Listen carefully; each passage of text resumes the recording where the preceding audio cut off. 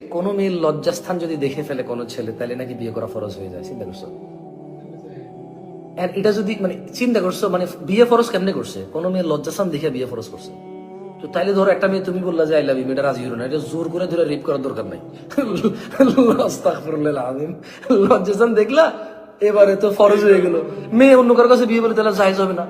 ধরো কোনো ছেলে যদি কোনো মেয়ের লজ্জাস্থান দেখে, এটা যদি মেয়ের জন্য বিয়ে ফরজ হয়ে যায় ছেলের সাথে, তাহলে এই মেয়ে যদি অন্য কাউকে বিয়ে করে, ফরজ তো করলো না, আর অন্য কাউকে বিয়ে করা কি জায়েজ হবে? তাহলে যারা পর্নোগ্রাফি দেখছে, কত মেয়েকে বিয়ে করতে হবে?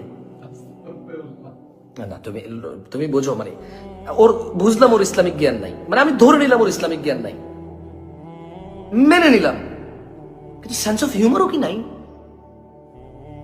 মানে যা ইচ্ছা তা ইসলাম বলে ফেলবে।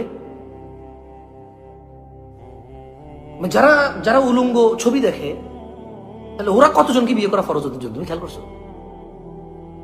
এরপরে আবার পতিতাকে বিয়ে করা ফরজ হয়ে যাবে। মানে দেখো অবস্থা কি।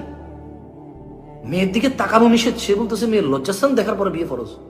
তুই তাকানো নিষেধ মুখের দিকে, তুই লজ্জাস্থান পর্যন্ত যাবি কেমনে রে?